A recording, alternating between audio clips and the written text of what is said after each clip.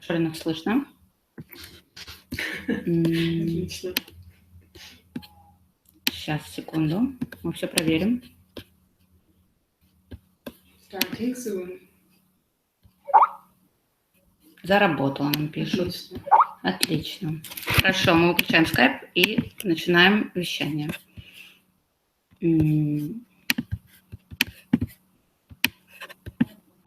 Итак, привет. Это школа Bank Education.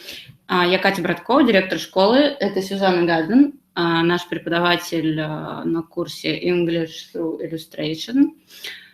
Сегодня Сюзанна проведет вебинар, который называется I see what you mean, the benefits of visual learning.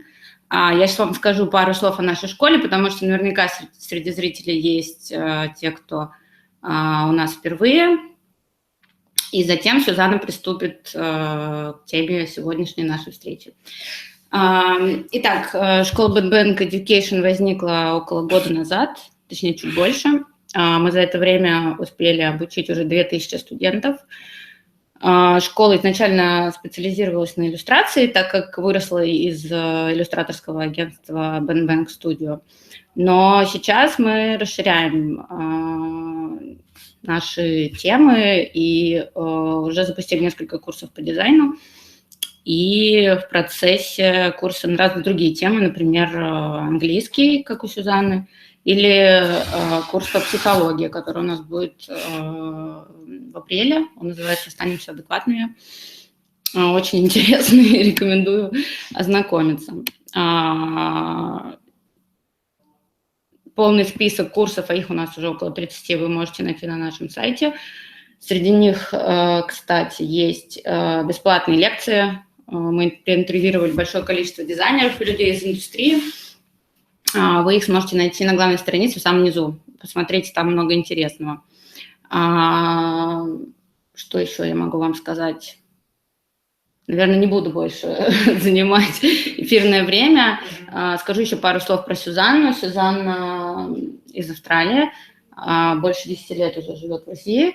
Преподает в британской высшей школе дизайна. Практикующий иллюстратор. И также преподаватель английского языка. Да? Все в одном. Все в одном. Сюзанна, кстати, говорит по-русски, и если вы не можете по какой-то причине написать вопрос на английском языке, вы можете спокойно это сделать на русском. В конце вебинара Сюзанна ответит на все ваши вопросы. Вот. Ну, я тогда передаю слово сегодняшнему лектору и желаю вам приятного вечера. Thanks, Katya. Hi, everybody, and welcome to the webinar. And we call the webinar, I See What You Mean, the Benefits of Visual Learning. And it's the first time I've run a webinar. And for you guys, I guess it's a little bit unusual because it's run in English as well. So I hope that it's all clear and understandable for you. So Katya has already introduced me, but I thought maybe I should also tell you in English a little bit about myself. As Katya said, I'm Australian. I moved to Moscow from Melbourne, Australia, 10 years ago. I work at the British Higher School of Art and Design. I teach a subject there called Cultural and Critical Theory for illustration. It's like, I suppose, art history, philosophy, critical theory connected with illustration. And I also teach illustration. I'm also a freelance illustrator. And on top of all of that, I have been teaching English in Moscow since I arrived as well. So I've been teaching English for 10 years. And I've been working with groups. I've been working with individuals, a whole range of different types of people. I think probably my preference is working and teaching English to creative people, but I've worked with many, many different types of people. So I also thought maybe it's worthwhile to tell you how we came up with the concept for the course. So the course is called English Through Illustration. So as I said, I was teaching illustration and I was teaching, sorry, not illustration, I was teaching English in the British Higher School of Art and Design, or Britannica, as everybody knows it as. And I was working with creative students. And I myself am a creative person. So after some time, I started to add some visual elements to the lessons because, well, one reason was that I felt maybe it was more interesting for me and it seemed to be more interesting for them as well. I had a very good reaction and it seemed to be quite effective. So I started to think about this system of teaching, a system that could use my skills as an illustrator and combine them with my skills as a language teacher. And strangely enough, I have a colleague at Britannica, Dima Karpov, who maybe some of you know him. He's the coordinator for the curator for the interactive design course at Britannica. He's a designer. He is one of the program partners at Bang Bang Education. And Dima also thought about this type of system. He thought, wouldn't it be interesting if we could teach a language through visual systems? And he asked me if I would be interested. And I said, yes, definitely, because it's something that I've thought about too. So it was a lucky coincidence, I suppose. And that's essentially how English through illustration appeared. So it's a new course at Bang Bang Education. And we think it's quite an unusual course, quite an innovative course. And as part of the explanation for the course, we decided to run this webinar this evening to talk about visual learning. What is visual learning? Why is it beneficial for language students? And I prepared for this a lot of information about visual learning so that we can understand the positive aspects of visual learning. And we are thinking about positive aspects, not just for creative people. So not just for illustrators or not just for graphic designers, but for normal, average people. Okay, so the first topic I want to talk about is why visual memory, or I decided to call it memorizing with your eyes. Why visual memory is more effective than oral memory. Oral means listening, so things that you hear with your ears. So certain parts of our brain are responsible for collecting different types of stimuli. And the information that's oral, so the information that you hear, this information is collected in a completely different part of the brain. So if you can see the diagram, which I've drawn there, I apologize if the diagram is not scientifically accurate. I'm only an illustrator, not a scientist. You can see the section in yellow called the occipital lobe. The section in yellow, this is the area where our brain collects stimuli and data that's visual. If you see the section in blue, this is part of the temporal lobe in the brain. So we use this area and it's connected with using words, understanding speech, language, and hearing. So we could call the blue section, which is the temporal lobe, we could call this the auditory area or the hearing area, if we want to make it simple. And the section that's in yellow, the occipital lobe, we can call this the seeing or sight area of the brain. Mm-hmm. Sorry, just ignoring. So we obviously can absorb visual stimuli over different time frames. We can absorb momentary visual stimuli, meaning instantly, or we can also absorb visual stimuli over a longer period, such as, for example, when you're watching a film or a movie. And the interesting thing is this area of the brain, the part that was in blue that we talked about, the temporal lobe, apparently you cannot store information there for very long. So it only stays in the temporal lobe. So things that you hear, this data only stays in this temporal lobe for a very short period of time, only a few seconds.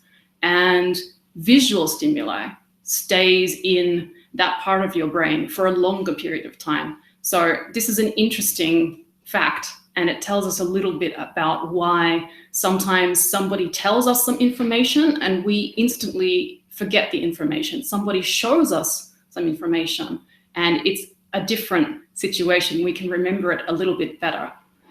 And this is often why we write something down, because it's much easier to remember it this way. So I decided to conduct an experiment with you guys. So we're going to test your oral memory, so your hearing memory, and your visual memory. So I'll explain what I want you to do. You need a piece of paper and a pen. So I guess we'll just wait a little bit. Okay.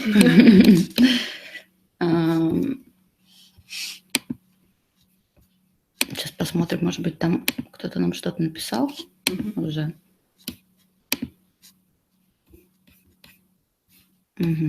Пока ничего. Ну, давайте подождем минуту, пока все возьмут бумагу и ручку, и продолжим. Okay, so I hope you have paper and a pen. So I'm going to read you a list of words. There are 10 words in the list. When you hear a word, don't write anything. So I'm going to read from 1 to 10, 10 words. You can't write anything on the paper. Then, after I finish, I'm going to wait 30 seconds. And then you need to try and remember all of the words that you heard me speak.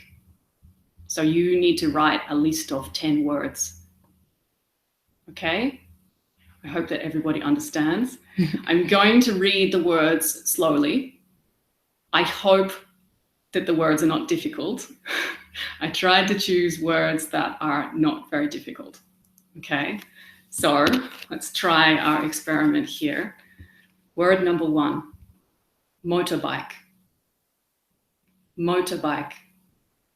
Word number 2, penguin. Penguin. Word number 3, palm tree. Palm tree. Word number 4, coffee. Coffee. Word number 5, mouse. Mouse. Word number 6, hair. Hair. Word number 7, train station. Train station. Word number 8, finger. Finger. Word number 9, cake. Cake. Word number 10, doctor. Doctor. Now we're just going to wait.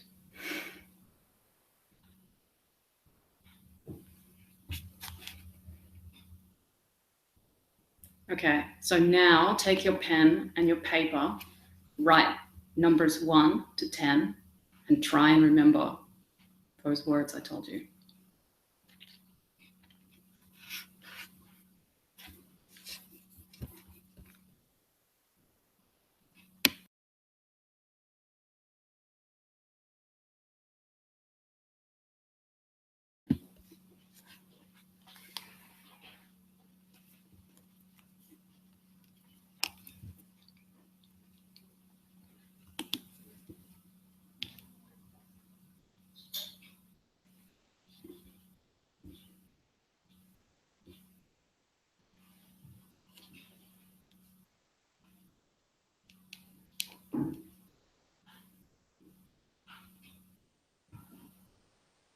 Okay, it's probably enough time.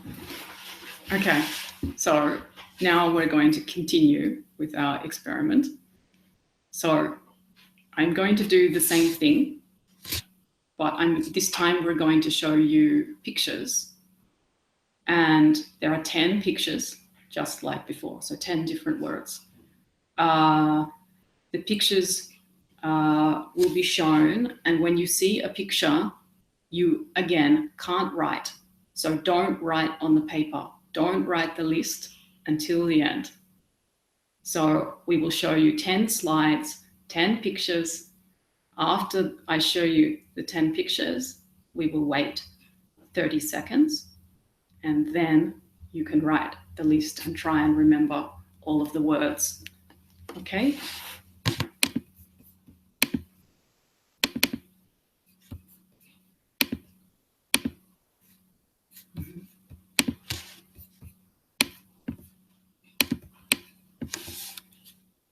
Mm-hmm.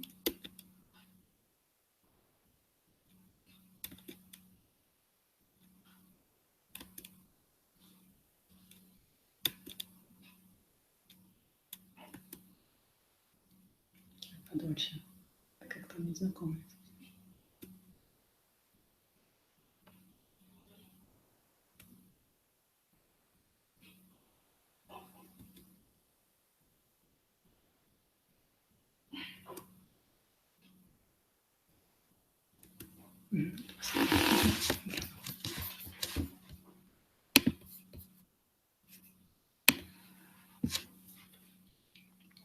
Okay, so now take your pen and paper and write a new list.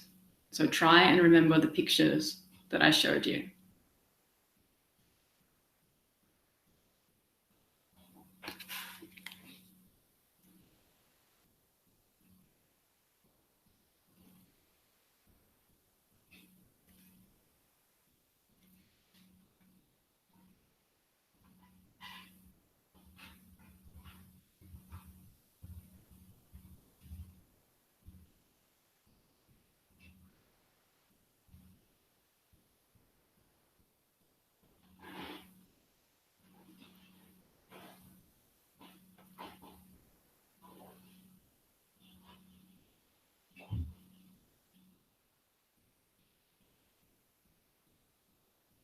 Mm-hmm.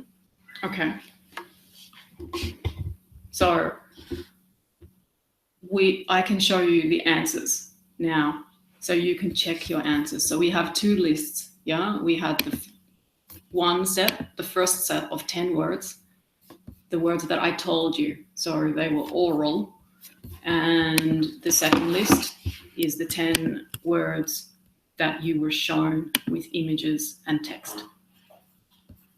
So I'm just going to go down. I accidentally showed you the answers before. Wait. Uh-huh.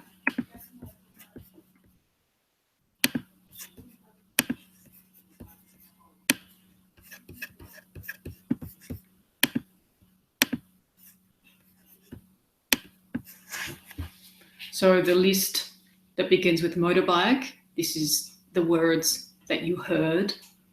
And the list that begins with arrow, this is the list that's connected to the images that you were shown. So you can check your answers. I'm not 100% sure how this will work. It's difficult in a second language because sometimes the person doesn't know one word so well. But it's an interesting experiment to compare how well you remember when you hear and how well you remember when you see the word or see an image of the word. I think it's more effective when you see an image and the word written at the same time.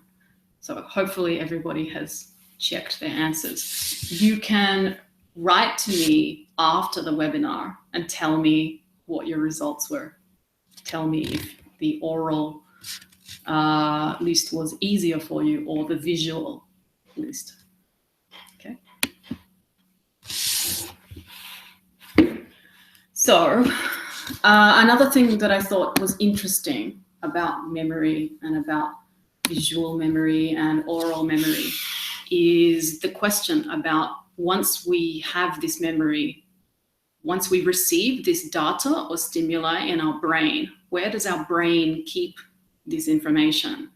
And so I researched this topic, and the answer is actually not simple. These neurophysiological processes are quite complicated. And even now, in our contemporary world, people still don't understand perfectly about all these specific functions of the brain. And the question of memory and how it works is something that is still being studied. I did find some different theories. And one of the theories was that memory for the oral memory is more commonly stored on the left side of your brain, and visual memory is more commonly stored on the right side of your brain. But there was no clear answer about exactly in which part of the brain. So memory can be stored in different parts of the brain. And then I read more information on this topic, and I found some even more interesting information. There have also been papers written and research done about memory being actually kept in cells in your body. So there is also another theory, which has not been proven or disproven properly, that memory is not stored totally in your brain, and that parts of your body and cells in your body can retain some memory. And there wasn't information about whether this is visual memory or oral memory, but I did think it was an interesting point.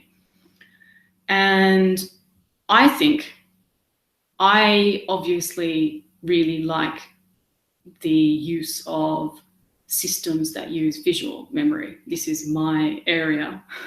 However, I would suggest that it's a good idea for people who are learning information.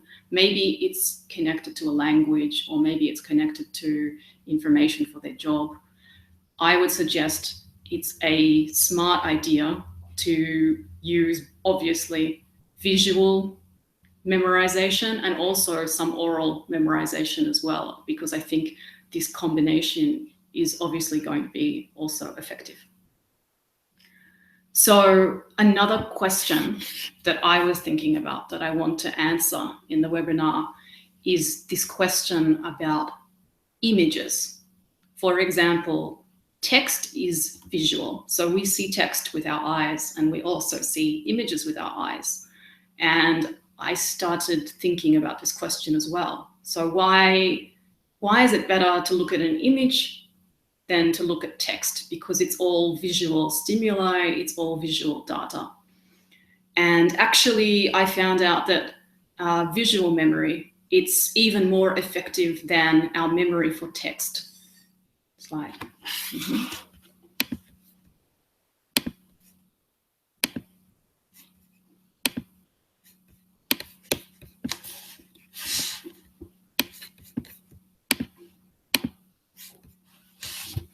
So I drew a diagram for everybody here, and this diagram shows us forms of communication. So the reason that we can absorb visual images better than we can absorb text is connected to our brain's experience with communication. So for over 30,000 years, people have communicated in two main ways. This has been verbal communication, so speaking, and the other form of communication was images. So for example, you can see here images telling a story from a cave about people hunting. So this form of communication between people has been around for, let me just say, over 30,000 years. It's a very long time. However, written communication is much more recent. Written communication has been around slightly less than 4,000 years. So if we compare this to 30,000 years, we can understand that that's quite a big difference. So for example, one of the earliest forms of writing that has been recorded was in Mesopotamia. It was the Sumerian civilization. And this writing was said to have occurred around 3,200 BC. So the idea is that for most of human history, we have not used writing to communicate. So our brains still have less experience and less practice with text. Our brains are better trained to absorb visual messages, and the human brain actually processes images 60,000 times faster than text, which is quite an amazing statistic. And actually, I also found out that 90% of the information transmitted to the brain is visual. So this means that we process visual data better than anything, better than oral data, better than writing. So the number one system for communicating information effectively is actually images.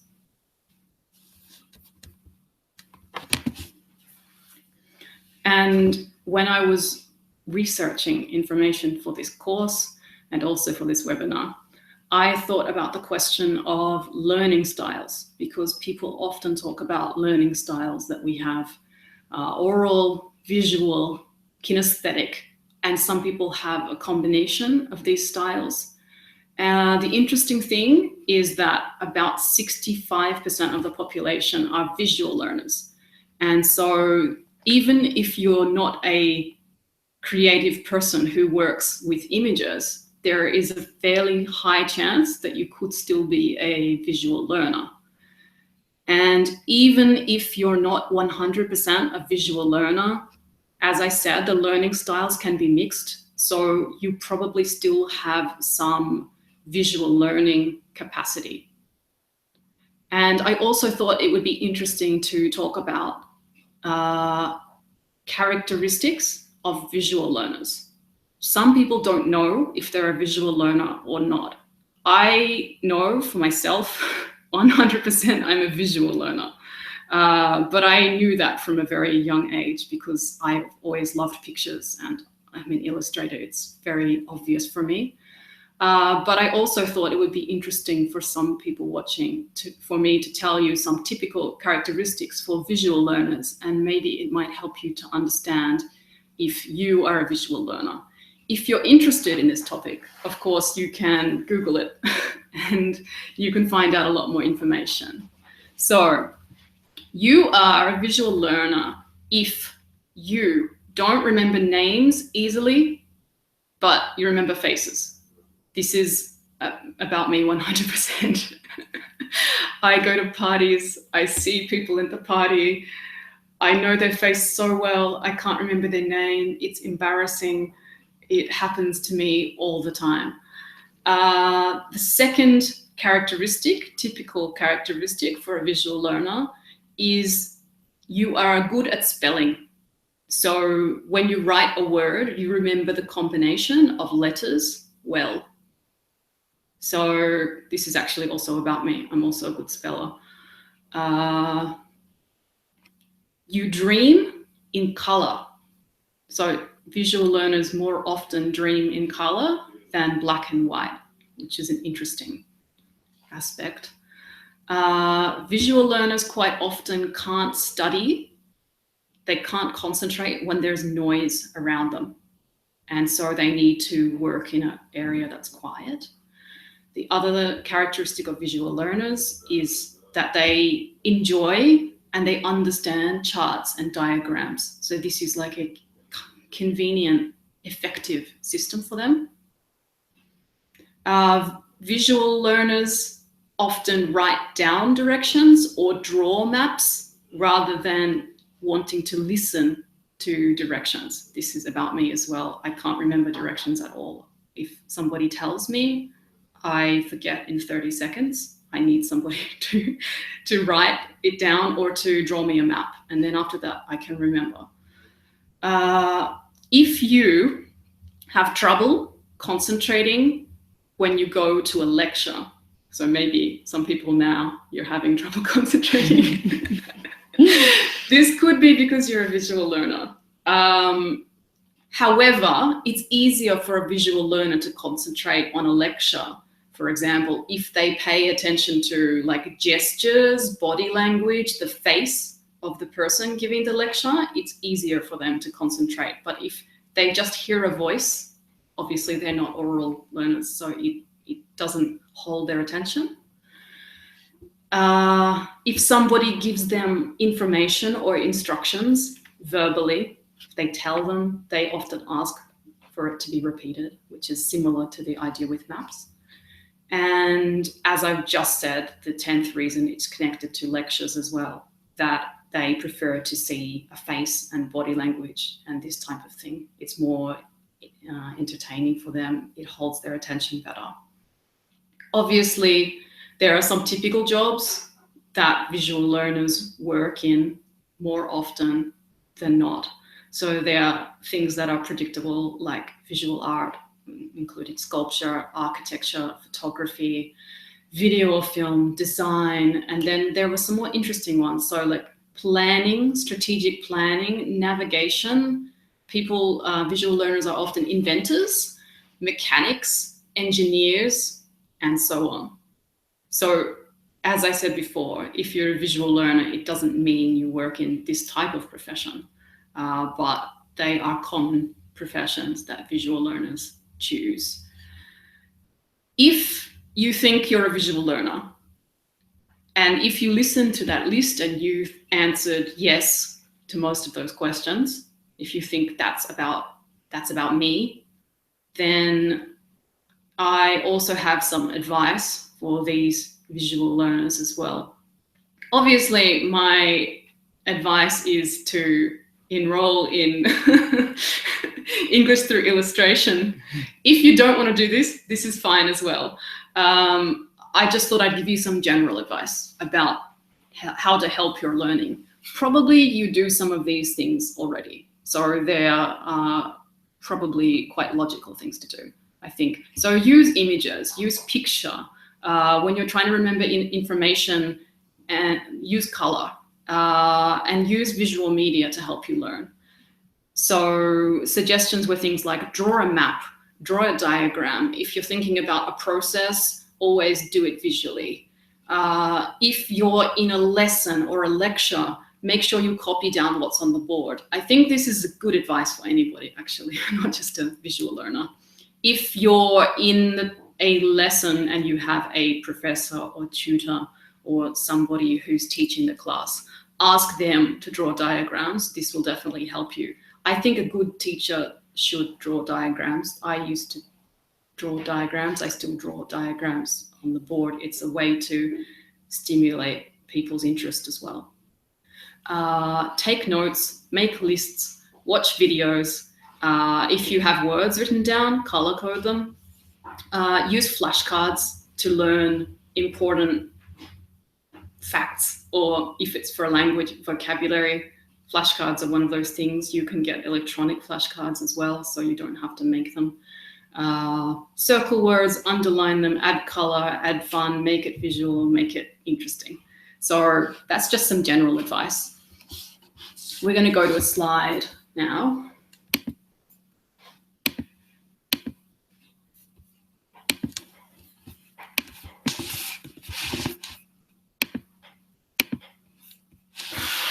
So this is my system of helping people to learn language. So obviously this is my kind of visual image system that I think that people learn information and remember information if it's connected to images, because they have a emotional association with the image, or they feel some kind of interest in the image, and this helps them to remember the information. So these type of images are the type of things that I use sometimes with students to help them to remember vocabulary, or to help them to remember grammar, for example. Put something memorable and visual in, and people have a stronger memory and a stronger association. We have 2 more slides.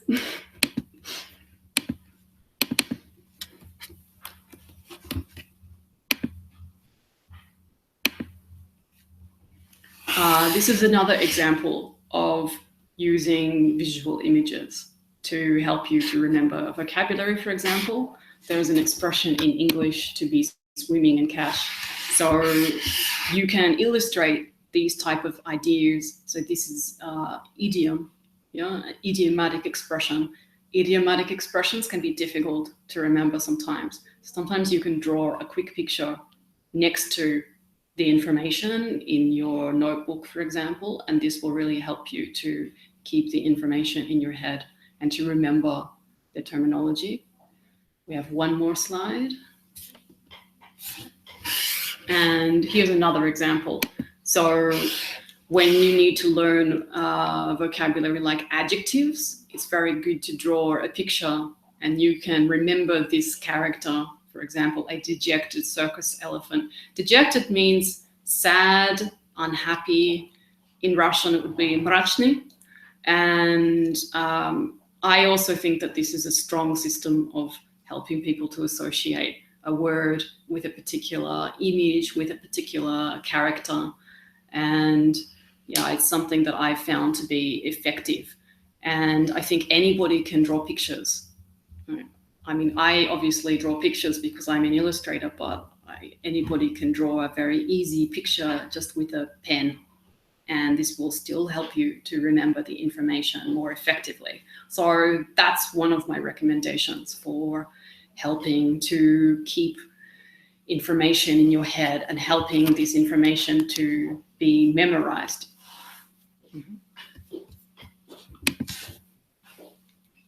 Okay, sorry, just going down.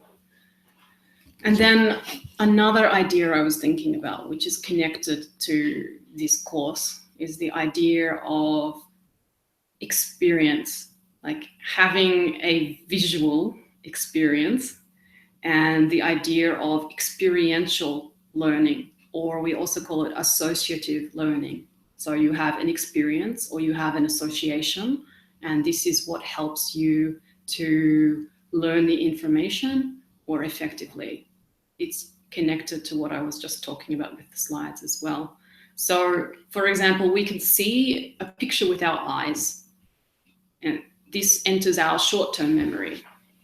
But how do you move information, or how do you move this data or stimuli into your working memory? And how do you move this data from your working memory into your long-term memory? Because when we talk about language studies, obviously you want this information in your long-term memory. You want to be able to recall this information later. So my theory is that using visuals for teaching English, it's about giving somebody an association, an event, an experience. So we're going to go to the next slide.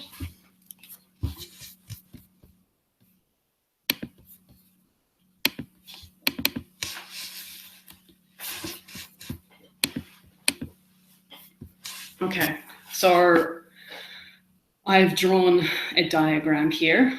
So we can look on the left of the picture, you see the eye looking at the painting.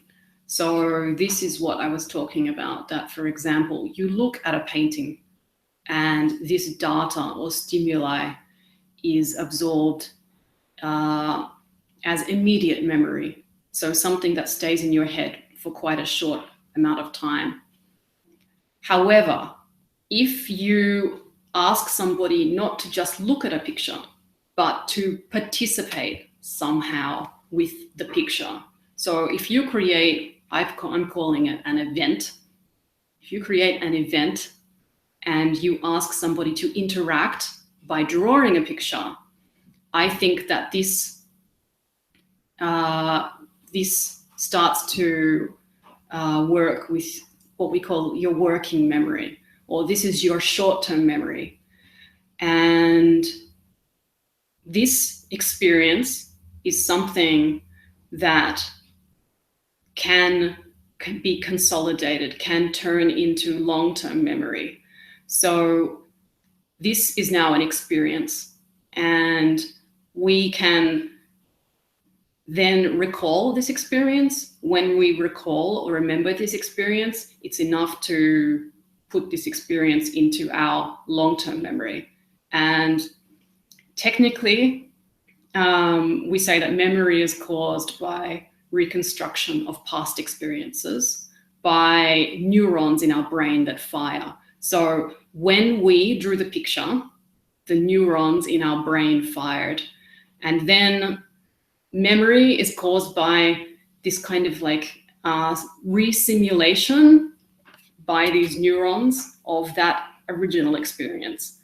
So I think the idea is that participating in drawing an image is much more effective than just looking at an image. Looking at an image is effective to some extent, but I am of the opinion that the idea and the act of drawing and interacting and having an experience and firing up the neurons in your brain creates a much stronger link to your memory. And this can help you to transfer the necessary information to your long-term memory. This consolidates the material and it becomes something that remains in your memory.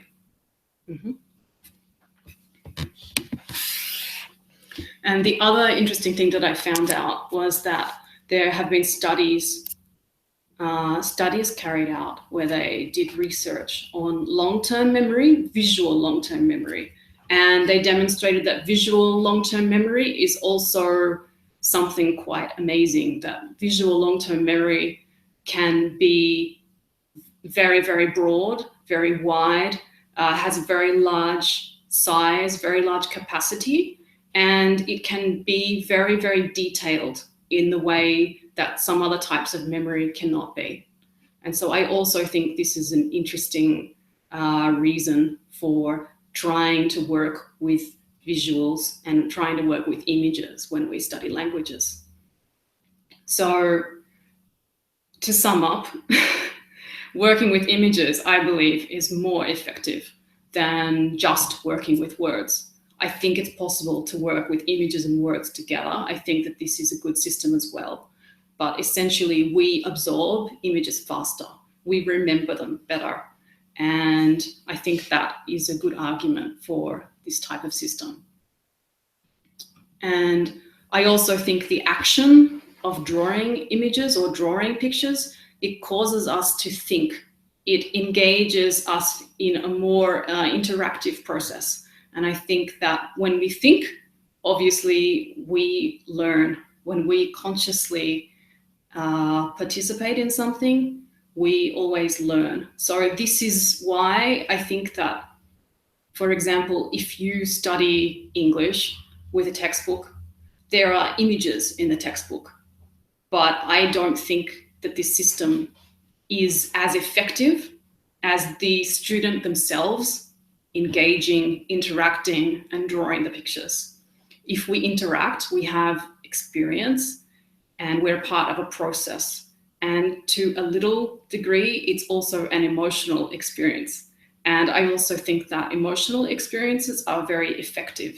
And that's why I think that it's a system that definitely works. Okay, so we're going on to the next section.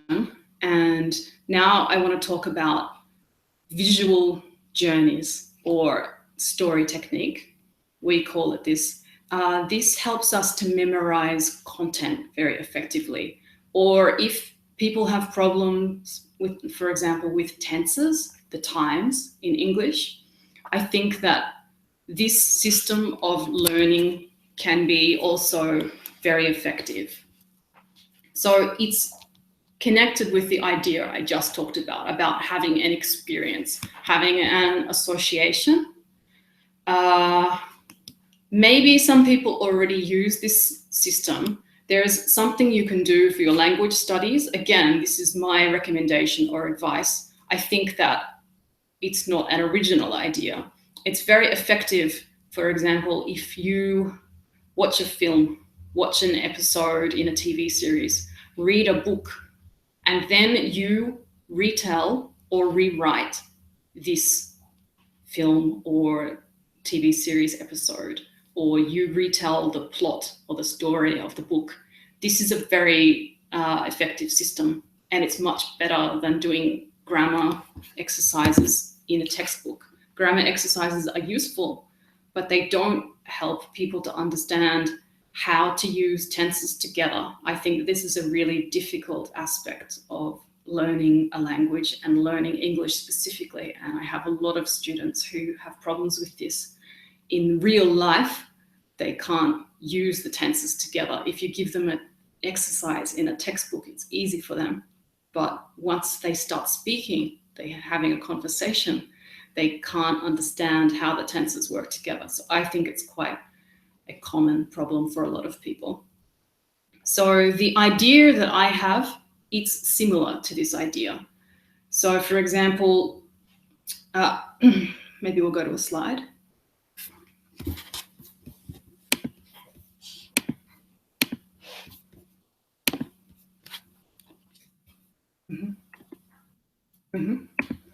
So for example, we can work with images and text like this. So we can show tenses being used in combination with each other. So here we have past continuous and past simple together. So as they were walking past the garden, Cynthia heard a strange sound coming from the bushes. So this idea of telling stories and using narrative and then having the images to help us remember this information, I think is something that works very well. Next slide. I don't remember. Go back and see. Hang on. So this idea of telling stories using text in English and drawings in English, I think it's a very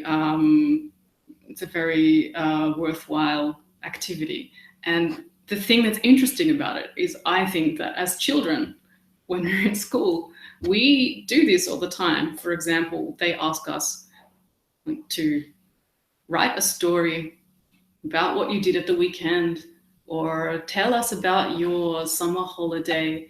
And so the child writes the story and then they illustrate the story with the pictures. And part of the reason that they give this activity to the children is to help them with their vocabulary and help them also with their grammar. So I think it's a bit, no, it's not strange, but I think it's a good idea for adults actually to do this type of activity as well. And I think it's very productive. It's very rewarding. It's actually enjoyable. And so something that I try and do with my students and something that I'm going to do in this course is working with narrative and pictures and working with tenses together in the narrative. So for example, past simple, past continuous, past perfect, or we could be working in present tenses. So present simple, present continuous, present perfect, for example. So the idea is to write stories and use all the tenses together and then to illustrate these stories with the images. And I think that the visual story the visual journey or the story technique, I think it's something that's really good for helping you to memorize data and content. And if we remember this idea about neurons, and our neurons fire when we do something, and then our memory, it's our recollection of this moment, it's similar neurons firing and we remember what happened. I think that this idea works very well with this idea of the visual journey or the story technique. And we can see that like the experience of creating images for a story, it really helps to imprint the correct use of tense. Sometimes for people, it's easier to remember an example in a sentence from a story of the correct use of the tense than, again, an example from a textbook, which has no connection to them. They don't remember, they don't know this character, they forget about this sentence when they close the textbook because they didn't have any association with them. So again, it's returning to my idea about association, associative learning, associative memory, and this connected to the visual images. So that's actually almost the end of the webinar this evening. I hope that it's been interesting. I hope that this discussion about visual learning, or as I called it in the beginning, memorizing with your eyes, I hope it's something that is interesting for you to think about. I personally believe it's a very powerful system for teaching, and it's a powerful system for learning. And I think it's something, as I've said, that uses our natural abilities, because we naturally understand images better than what we hear, better than words. And the idea that I've talked about many times already, this idea about association, associative learning, having an experience that helps us to shift data from working memory to long-term memory. And apart from anything else, as I said, I love drawing, and I've drawn all my life. And I feel that language studies and drawing pictures, it's quite a positive, fun experience for people. And I also believe that language learning should be fun. And I think that when people enjoy the process, when they laugh, when they have a positive association, then they enjoy studying. And if they enjoy studying, then they want to continue, and they have a very positive perspective on the process of study. So it's these ideas that motivated us to launch English through illustration. So I just wanted to tell you a little bit about the course, just a very small amount. So the course is for illustrators, designers, or anybody. So it's no problem if you can't draw. If you think you can't draw, it's no problem. You can draw very, very simple drawings with no detail, and I will be happy. You do need intermediate English or above, I think, because the lectures will be in English. It will be a similar style to today. So the person needs enough English to understand more or less my lectures.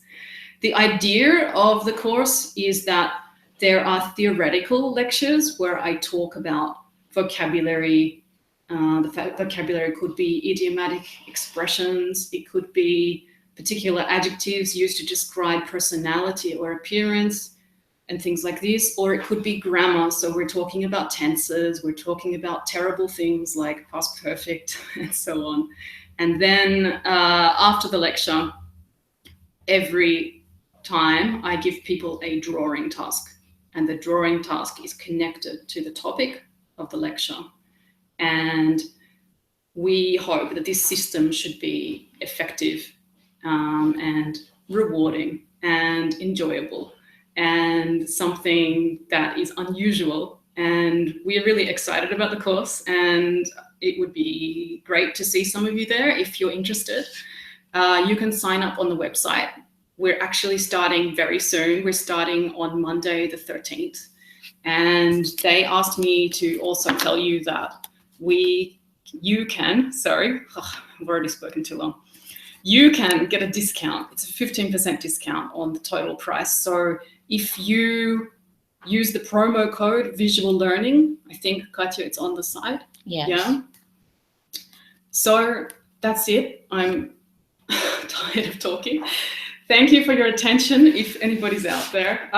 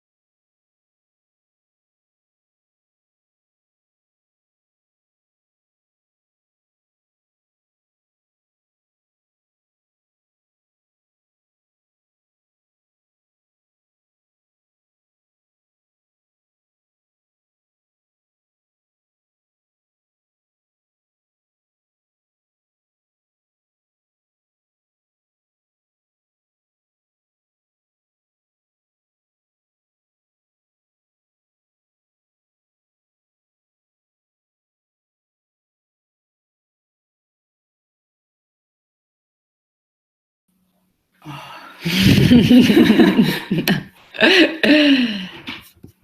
think that you could.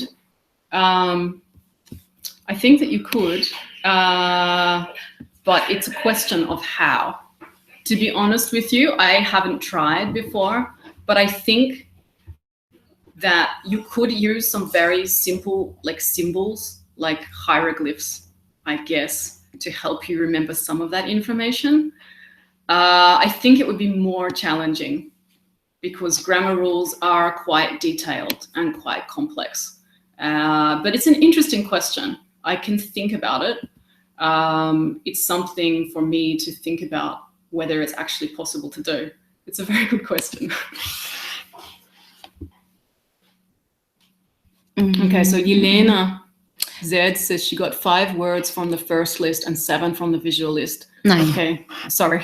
5 words from the first list and 9 from the visual list. So that's good. That confirms my theory. 7 from the first list and 7 from the second, Anastasia. So I think it's possible, definitely, that somebody just has a good memory, and it's possible that maybe she has oral ability as well. Don't you think that? Okay, so Anastasia says, don't you think that an image, even a very simple one, always tells us more than a printed word because the image has a connotation, emotional, the manner it's made with, some features special if it's a photo. I mean, it's like I have a small story about the world, not just naming the subject. That's why you might remember it better. I agree 100%. And I think I said that many times in the lecture when I'm talking about the association, the experience. And I think I said 1 or 2 times that this emotional reaction, even if it's a small emotion, it doesn't have to be a strong emotion. I think this is what helps us to remember information. It's not just about language. It can also be about something else. And I have experience in learning Russian, for example. So like I speak Russian. I'm not speaking Russian now, but I can speak Russian. And for me, I often learned words effectively when I had an experience with those words. For example, I was at a party and I said the wrong word accidentally and everybody laughed at me. So I had a negative reaction. But after this, I always remembered the word perfectly. Or there were particular conversations I had with very interesting people, and this person told me about a word or they used a particular word. And so I think this idea of association and emotional experience, it's a very powerful thing. And I think for Russians learning English, you have to sometimes simulate this experience. So my theory about drawing images and creating some experience or association is connected with really simulating an experience.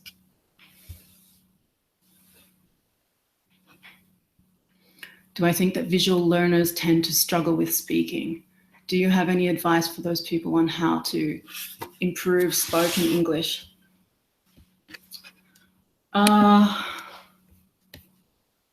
I guess there is some variation about visual learners that struggle with speaking. I'm not sure if my advice is that much directed to, like, that much connected with your question. But I would say that there is a moment when you have to stop visualizing and drawing images and be able to take your language skills and use them in a realistic situation. And there is some sort of theory that you can do, which is what we're offering. But really this difficulty with speaking, I think it's connected more to mentality, and it's more connected with somebody's fear of embarrassing themselves or fear of not knowing enough information. So again, maybe you disagree with me. My experience of learning a language was connected with me not having problems with speaking. I had problems with the idea of speaking and being like a child. So I think that partially the solution for this is connected with somehow getting over this barrier and losing your fear of speaking with people, which can be a very challenging aspect of learning a language. And the last comment is... Okay. So Vera says that she got 10 from the first list and 8 from the second. And she says, when I use my imagination, I remember more. When I see a picture, I go down in details.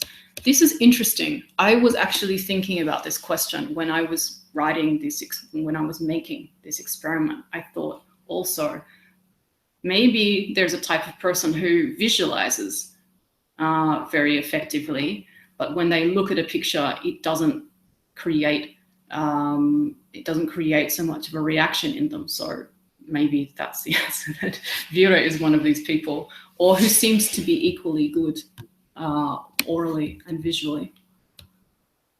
That's it. Если будет вопросы по-русски, я вообще тоже говорю по-русски, так что не стесняйтесь, ну, как-то, если если вам сложно по-английски, короче говоря, я могу отвечать по-русски с удовольствием. Но, похоже, что вопросов больше нет, и, наверное, мы будем прощаться. Для тех, кто будет смотреть вебинар в записи, вы можете оставлять свои вопросы в ветке обсуждения под вебинаром, и Сюзанна ответит на них письменно. Вот. Ну что, прощаемся.